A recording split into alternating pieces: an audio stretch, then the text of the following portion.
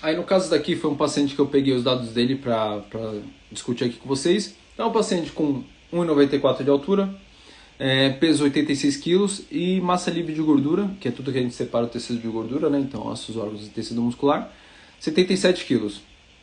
E o percentual de gordura de 10% de gordura corporal. Como que a gente vai fazer essa adequação calórica da dieta? Então, basicamente, você tem que escolher uma fórmula primeiro, uma fórmula para estimar o gasto calórico. Em pessoas atléticas, em pessoas com baixo percentual de gordura, eu sempre gosto de usar ou a Tinsley por massa livre de gordura, ou a de Koenig. Koenig geralmente tem um nível de precisão mais alto em corredores.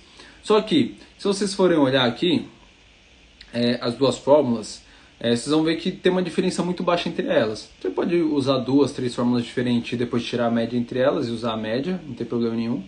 E aqui é o cálculo do gasto calórico sem o fator de atividade física. Então aqui tá por 1 mesmo. Aí você colocaria ali, eu particularmente gosto de fazer na minha prática clínica, eu multiplico o fator de atividade física sedentário ou moderado de acordo com a profissão do paciente. Se ele é uma pessoa que trabalha em escritório e fica sentado o dia inteiro, ou se, por exemplo, é um personal trainer que está sempre ali se movimentando, pegando pesos. E a questão da atividade física eu faço por METs, então eu faço ali a parte esse gasto de atividade física. Agora, se fosse um paciente com obesidade, uma pessoa sedentária, eu usaria outra fórmula, outra equação, como por exemplo a FAO ou a Hess-Benedict, que são fórmulas que são mais direcionadas para esse tipo de público. Ou até mesmo a de Mifflin, corrigida para a obesidade. Então são fórmulas que a gente utiliza mais para esse tipo de público. Por exemplo, no caso aqui, eu usei esse mesmo paciente para fazer nessa equação para vocês verem a diferença. Então, por exemplo, se eu fosse fazer na DIFAL, daria 1.860 calorias. Então, quase 400 calorias aí de diferença entre a de Tinsley ou a de Koenig. Se fosse a da Hess-Benedict, 1958. Então tem uma margem de erro um pouco menor, mas também é significativa. Então é muito importante você escolher a fórmula correta na hora de você avaliar esse gasto calórico do paciente. E também é muito importante não ficar restrito apenas à equação matemática. É muito importante você cruzar os dados com a rotina usual desse paciente.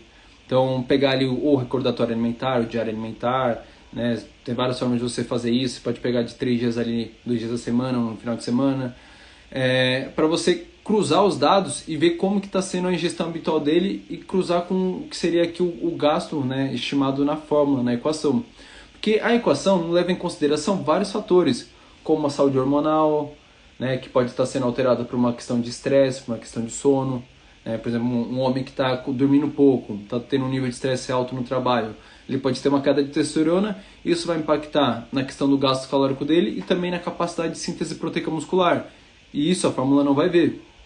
Então, se você ficar muito fechado, só olhar só para a fórmula matemática e não avaliar nesses fatores, você pode acabar errando na hora de prescrever a distribuição de nutrientes e a ingestão energética do seu cliente, e com isso não ter um resultado tão satisfatório assim.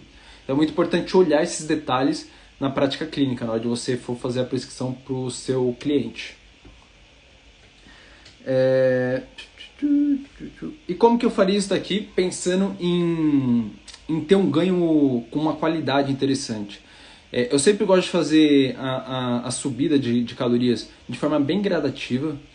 Então, por exemplo, aqui deu 2.296. Digamos, vamos arredondar, eu vou colocar aqui, com atividade física deu 2.500 calorias, fazendo todos os cálculos aí. 2.500 calorias, se eu quero aumentar, se eu quero fazer que o cliente ganhe mais massa muscular, eu não vou colocar 1.000 calorias logo de cara. Eu gosto de subir ali, no caso de homens, eu subo 300, 500 calorias e vou acompanhando por foto. Eu gosto bastante de fazer acompanhamento por foto. Então vou pedindo foto desse cliente, semanalmente ou quinzenalmente. Na verdade, quinzenalmente ou a cada 20 dias. Para ir avaliando como que está sendo a resposta dele. E em cima disso eu vou aumentando mais a caloria, a ingestão de carboidrato. Então eu faço isso de forma gradativa, justamente para ir avaliando como que está sendo a resposta dele, se ele está subindo com qualidade. Então é muito importante você não fazer essa subida de uma forma muito abrupta, porque você perde esse feeling. Esse acompanhamento por foto eu faço semanalmente, mas quando é emagrecimento, quando é mais definição muscular, principalmente se o cliente ele tem já um percentual de gordura baixo, porque aí eu gosto de acompanhar mais de próximo para não correr o risco de ficar perdendo massa muscular.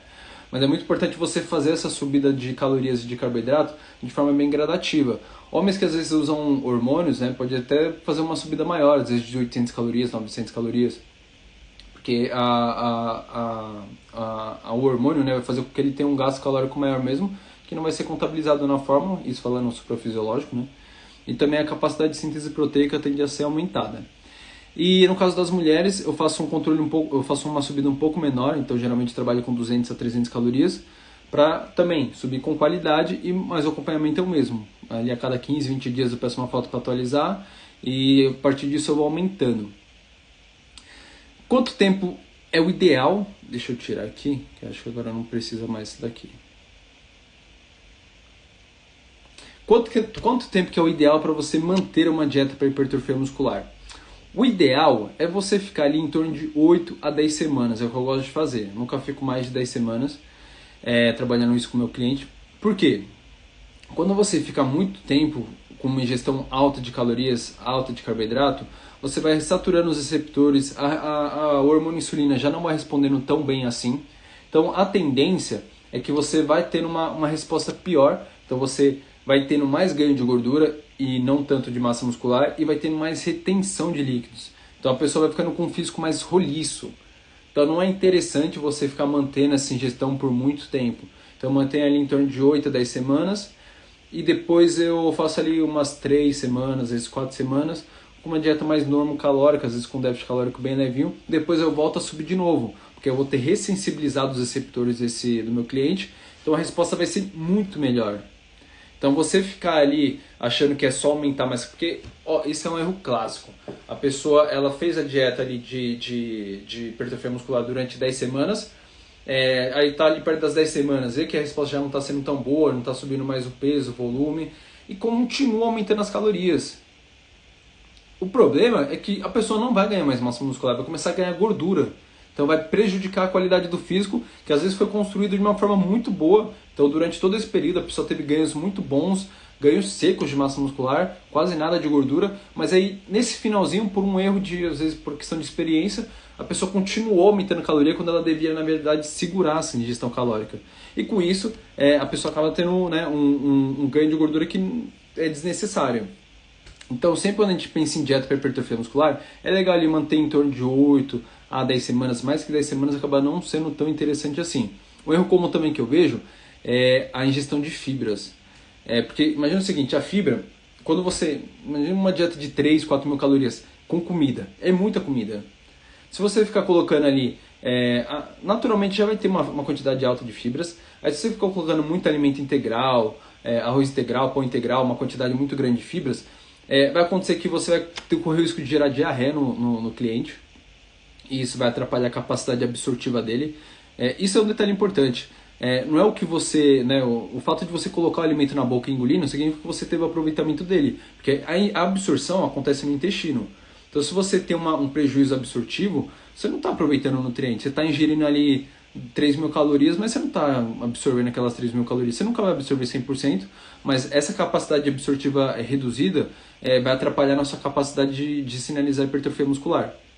Então é muito importante isso da ingestão de fibras. Não ter uma ingestão de fibras muito alta, tanto para você não gerar diarreia no cliente, como também para você não atrapalhar a absorção dos nutrientes. Então ali a quantidade de fibras tem que ficar ali em torno de 30, 40 gramas. Né? Eu já vi dietas com 100 gramas de fibras, porque é muita comida, que naturalmente vai ter uma quantidade alta de fibras, e também coloca muito alimento integral. Então é importante sempre controlar isso. E fibra é uma coisa que naturalmente já passa despercebido no dia a dia. Eu já cometi esse erro no começo, então é um detalhe que faz total diferença no resultado do seu cliente. Segue a mesma linha de raciocínio da estratégia por mais de 10 semanas, que aí você vai tendo uma saturação dos receptores de insulina e a resposta não vai sendo tão boa. Quando a pessoa chega com um percentual alto de gordura, a tendência, você pode pedir exame para confirmar, mas a pessoa que está com um percentual alto de gordura já por um tempo muito longo, a tendência é que a resposta à insulina já não esteja boa, Se você partir direto com uma estratégia para hipertrofia muscular, colocando muito carboidrato e muita caloria na dieta, a tendência é que a pessoa já vai começar ganhando mais gordura do que massa muscular. Então, nesses casos, é mais interessante primeiro lapidar o físico. Então, primeiro ali, restringir um pouco a ingestão de calorias, melhorar esse percentual de gordura para você ressensibilizar os receptores, então melhorar de novo a resposta da insulina. E depois, então, você vir trabalhando a ingestão de carboidrato e ingestão de calorias, porque a resposta vai ser muito melhor. Eu já vi isso diversas vezes no consultório e realmente faz total diferença na qualidade do físico do seu paciente.